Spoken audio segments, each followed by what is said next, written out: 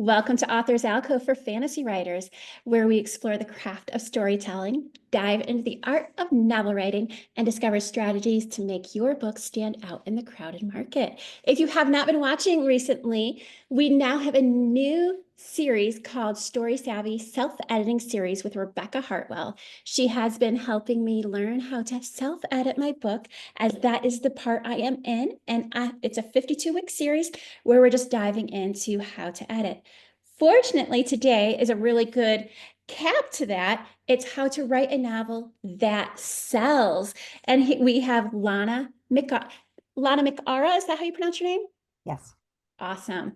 And How to Write a Novel That Sells is her current book. It's a comprehensive guide that not only teaches the craft of fiction, but also shows how to set your novel up for successful marketing. So Lana brings a wealth of experience, stuff that I really want to know. So I'm very excited to be able to pick her brain. So welcome, Lana. Thank you so much, Agnes. I am delighted to be with you today. So let's start with something intriguing. You've said that your deepest secrets are the key to writing your next best seller. Can you tell us more about how that concept shapes your approach to storytelling? Oh, that's such a good question. That's the topic I speak on a lot when I go out. Your deepest, darkest secrets are the key to your next bestseller. And that is your before and after moments in your life, those life-changing events that happen to all of us, becoming a parent, maybe losing a loved one, or, the accident, whatever that looks like.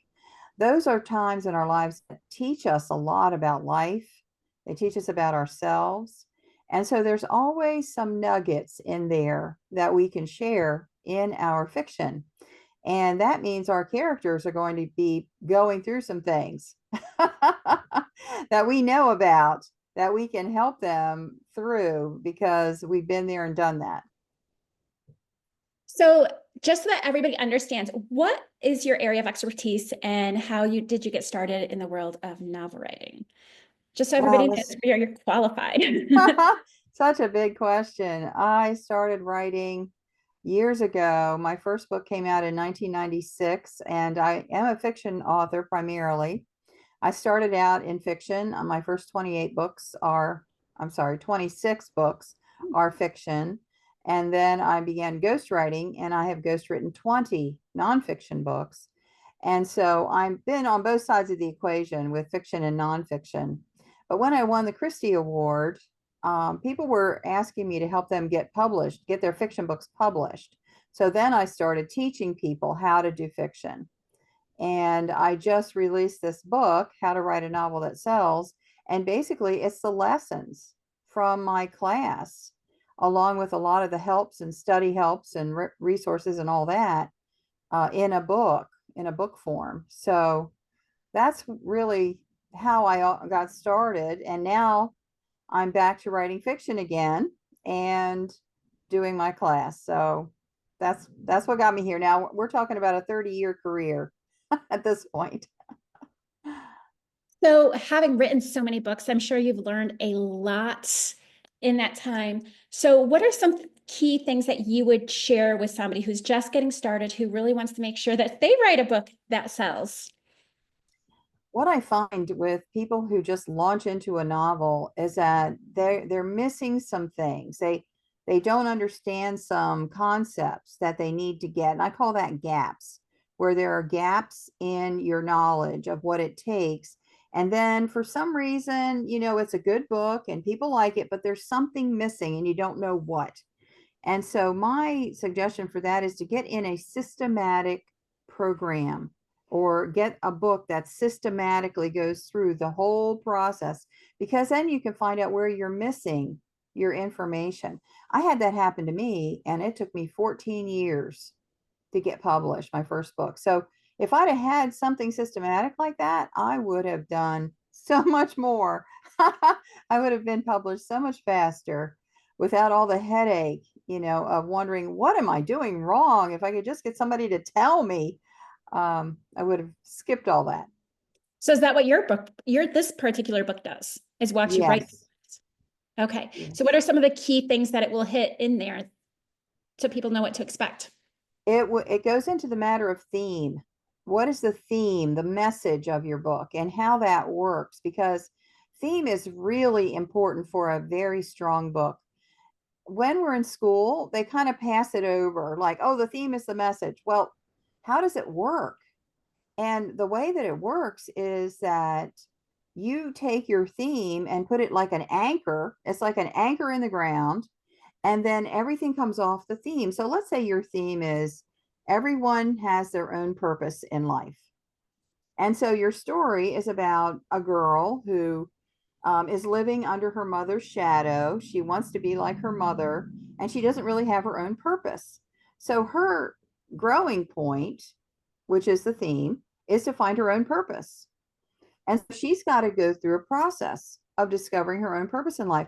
But then why not have a side character who is someone who decided they're just going to follow in their father's footsteps and never find their own purpose? Well, how does that person's life look?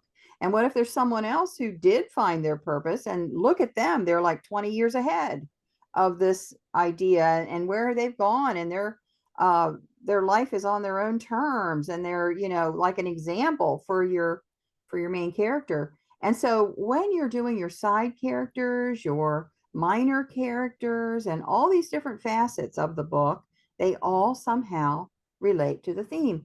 Either it's showing the theme from a different perspective, or someone who's doing the opposite of the theme. So that's just one idea, but that's a critical point that a lot of new writers, they just don't get. They just don't understand. And so that is where we start the book. And then we go into the different ways of creating a plot, some of the main points of the plot that maybe you don't know about, how to make it interesting in the middle and avoid the sagging middle. There's a very easy way to do that. And then another thing is how to use setting. Setting is critical because it sets a backdrop for the feeling of the book, the atmosphere, and it also gives you a place to play your character growth off of. If you have someone who needs to find their own purpose in life, well, a busy city with a lot of options, that might be a good place to be. If you have someone who has a different theme that is something like your your ancestry does not define you, well, maybe that would be a small town because everybody there's stuck in their ancestral, stories, and someone has got to break out of that. So your setting is where it's kind of like the pot that your theme stews in, because you're always trying to put your character through their paces and show what they're made of. So that's important. But then the setting is also a way to show point of view. And point of view is another place that new writers really choke. Because when you're writing your novel, everything in the setting needs to be from your main character's point of view. What does that person notice when they walk into a room? What do they hear when they're outside? That's coming from inside their mind because they're the point of view character. You only know what they know. You only feel what they feel. You only see what they see. And so you have to be sensitive for that. And the setting allows you to portray that. And so setting is not just like on a stage, a painted canvas that's on a stage to give you a backdrop. It's actually revealing character. It's I love actually that you, setting mood. Yes. I actually love that you were talking about theme because that's actually what me and Rebecca were talking in this our Story Savvy series. And what I also find interesting is you brought up the point of view because while I was doing because I just sent it off to my development editor, and the thing I was working on before I sent it to her was point of view. And I feel like that's somewhere where I actually struggled because I realized that I forget to talk from her point of view, and I start to talk about other things. And so then I kept having to tie it back in. So how do you feel that theme goes with making the book marketable? Ah, when you have a strong theme that's universal, it's four characteristics. It should be universal, where everybody goes through things like this. It should be relatable, where when you say that theme, everyone gets an idea of what's involved. It's like a package. deal. If you say cancer, that's a package deal. There's a lot involved in that, and people relate to it. It also needs to be emotional, because finding your purpose in life, that's gut wrenching sometimes. And then it needs to be, let's see, universal, relatable, emotional. It needs to be life changing. So this matter of theme is going to shift this person into a new direction. It's going to change how they see themselves, and it's going to change how they see the world and their other relationships. So it's got to be big and important. It has to matter. And because you're tapping into something that's universal and relatable, your reader is going to resonate with it. It's going to touch them where they can really get the emotion and understand the conflicts in there. And that's what keeps people coming back. It's when you resonate with them. And then that brings us to understanding your ideal reader and understanding what resonates with them. So you can pick themes that are something on your same wavelength between the two of you. That's why people follow um, the guy who wrote The Notebook, Nicholas Sparks. That's why they follow him, because there's something about his heartfelt, heart-wrenching stories that resonate with the people that follow him. I am a Nicholas Sparks avoider.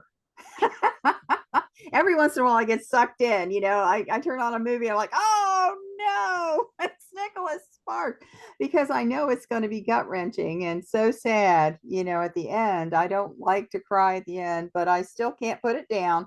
If I start the movie, I know I'm going to have to go there. I was introduced to him when the Notebook came out. And another person that I actually avoid is Jodi Picoult, because hers are too heart-wrenching too. But I love what you had said, because I know for myself, I had been writing all these stories, and I tell my husband, and my husband's not a fantasy reader.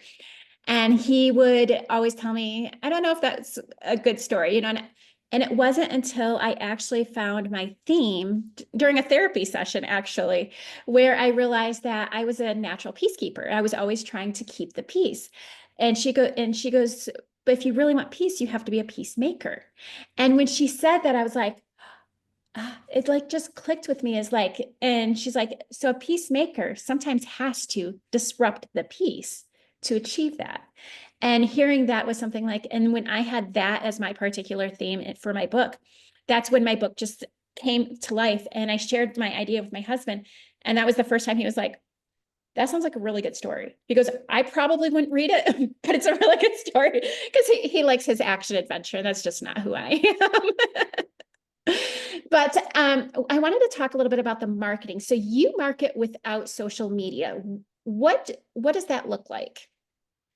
Oh, I do use social media, but I don't focus on it. Okay. Yes, I absolutely do use social media. So, you'll see me out there in social media. Don't think I'm telling the story that I don't. I do, but I don't focus only on that. So, what I do is I get on podcasts. That's one of my main ways. Then I also get out in the community. So, what I like to do is find groups of people who like my stories. So, say for fantasy, it could be these dress up occasions where they have these fairs and these places where what do they call that, Comic Con, where Yep. you dress up. Yep. And they Yes, do and live. Yeah. yes, those are good places to find readers. And one of the things that I always tell my students is, don't go to writers' events. Go to these topical events and have your book tables. And then also speaking helps me uh, to get the book out there. So it's speaking to podcasts, speaking in live settings, going to these other types of topical events. And also there are blogs out there. There's still blogs out there. They still are. Just go where the people are. One of the things I did, which is very cool, I found someone who loves my writing. They gave me a terrific review. And so I said to them, you're my ideal reader. Would you mind if I interview you? And she was so happy. So we got on Zoom for 30 minutes, and I recorded it. And I asked her all kinds of questions about her life. Like, what is her schedule like? I found out she drinks a mocha cappuccino every day at 10 o'clock. Well, coffee shops would be a place where I could go and have a book table. There are independently owned coffee shops that'll let you do that. Also, I found out she loves the live theater and she also loves wellness fairs where people are coming with their sound healing and all these gizmos and things. She loves those. That would be a good place for me to have a book table. So get to know your ideal reader. Well, then I went a step further. I took all this information that she gave me. I made a list. My ideal reader likes this, and this. And I went to Chat GPT and I said, where would I go to find more people who like these 5 things? And ChatGPT gave me this long list of places where I could actually go and market my book. It was amazing. It's so funny because as a writer, I love ChatGPT, but I don't want to admit that because I don't want people to think that I use it to write. I don't use it to write, but I use it for stuff like that. And like even just asking, it gives me helps me brainstorm when I'm like trying to promote things. But I also liked how you said that you interviewed somebody who you knew was your target audience. That is beautiful, first of all. And second of all, it like made me think, oh, you know what? I could really interview some of my nieces and nephews because I write middle grade fantasy. And particularly this one of mine who's going to be a beta reader. She's a little older, but she likes that. And I'm like, I've not thought about just interviewing them and just they would love that, first of all. And second of all, it would really help me. And that's actually what inspired me doing the podcast is I wanted to learn about craft. And so instead of necessarily interviewing my ideal writer or excuse me, my ideal reader, I've been interviewing authors, and that has helped too.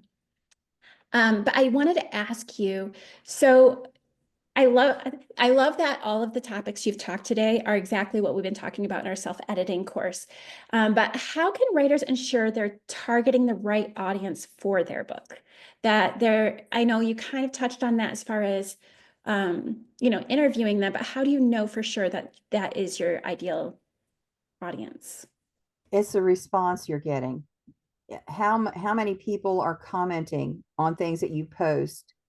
Are you getting feedback in the form of reviews or people emailing you? When you're at an event, if you have a book table, are people stopping to talk? And so the feedback is really the thing. And as you go forward with books and you actually have your books out, you have some readership and so forth, pay attention to the feedback and fine tuning, keep fine tuning it. So once you do get some reviews, go through your reviews and find out which ones are really off the chart loving it.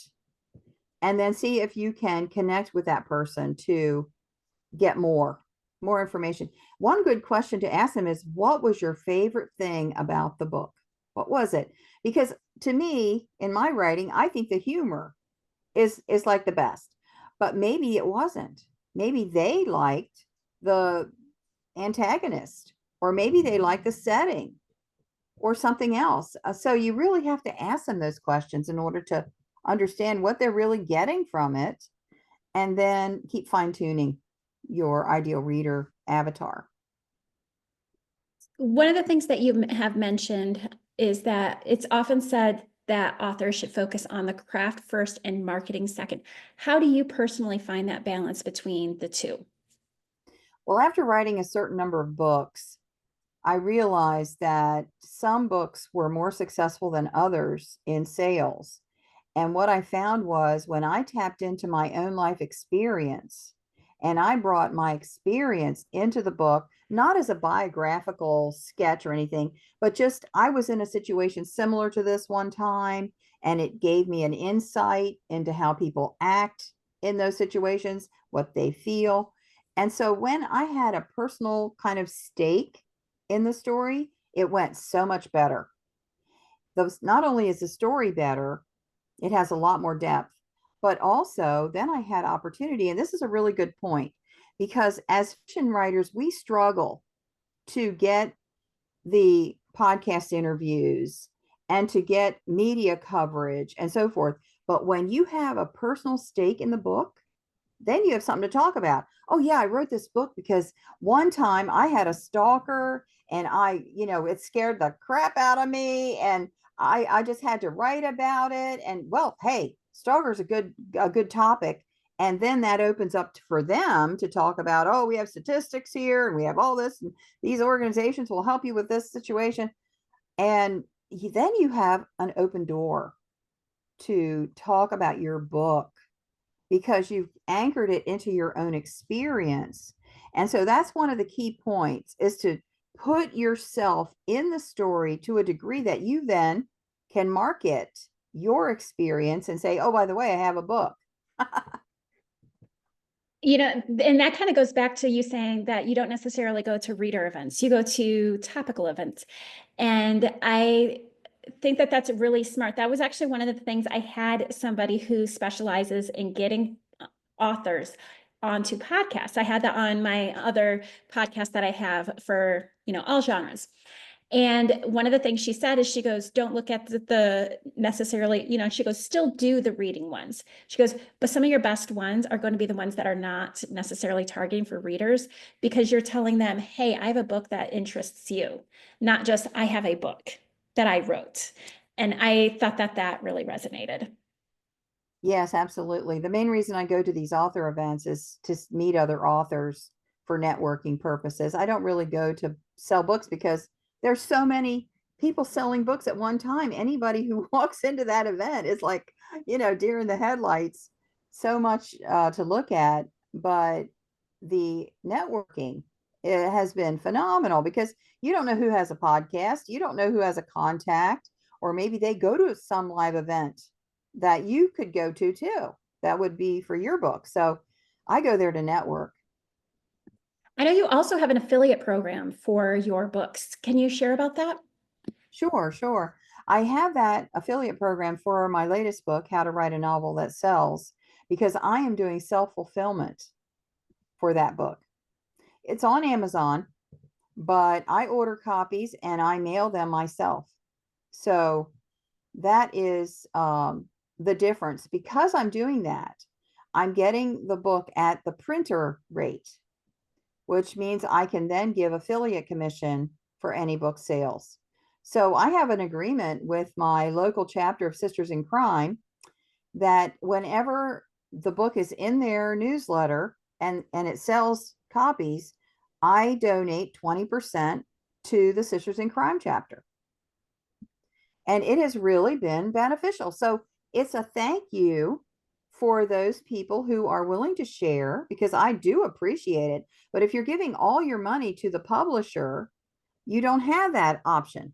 You can't do that. But with self-fulfillment, I'm able to do that. So because this is a nonfiction book about fiction craft, it's worth it to me to do that.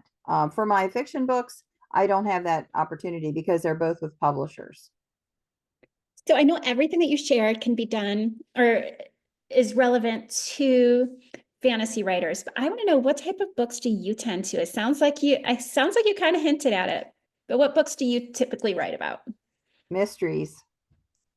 Yay. Mysteries. Yeah, I write mysteries. And you know what? I love mysteries too. Actually, if I don't pick up a fantasy book, it will probably be a mystery. But I have to ask you, if you did not write mystery, what genre would you write? I've struggled with that because I'm very creative and I've wanted to jump out of my genre a few times. Romantic suspense is a lot of fun for me because it's fast paced action and you never know what's going to happen next. I love that too. I used to write historical fiction, but I moved over into paranormal cozy. So paranormal is kind of skirting on the edge of fantasy, but it's the Earth. It's planet Earth. It's not a form, a new place, a realm. Um, so yeah, I have several students in my class that write fantasy, and I love it. I love hearing their stories. I love The Witcher and some of these other fantasy series on television. So it's not that I don't love fantasy. I do love it. It's just such a work-intensive story to write. So hats off for all you world creators out there, because it is a lot of work to set up the world and stick with it and be consistent and all that. Well, thank you so much, Lana. I do want to ask just one more question before we get off. First off, where can they find your book? Second, do you have a website where they can check out your other works? Sure. Yes. My website is very simple, lanamcara.com, and everything is on that website. The menu at the top, just go to writer and it drops down and you'll see all the stuff that's there. And my book is at howtowriteanovelthatsells.net. .net. Net.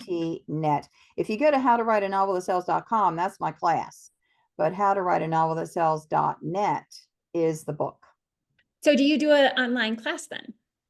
Yes, I have an 8-module course, and the difference between the book and the course is that the book contains all the written lessons and all of the tools that I give away in the course. The course has got 10 hours of video teaching where I'm actually teaching the class like a college course. And it also has a monthly writing lab where my students come into a writing lab with me, share 500 words of their book with me, and I give them personal feedback, real time on Zoom. The writing labs are the bomb. People love them. So that's the difference between the course and the book.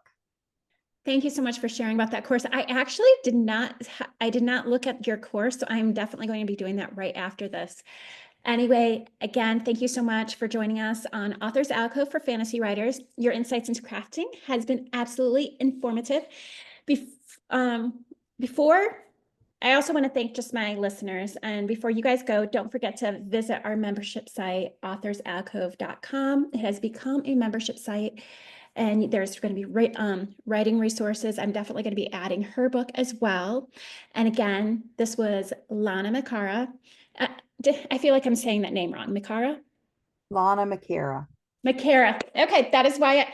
All right. So yes, Lana McAra, and we'll definitely have that book there. You can also check me out on Patreon. And thanks for tuning in to Author's Alcove for Fantasy Writer. And again, thank you so much, Lana. I really appreciate it.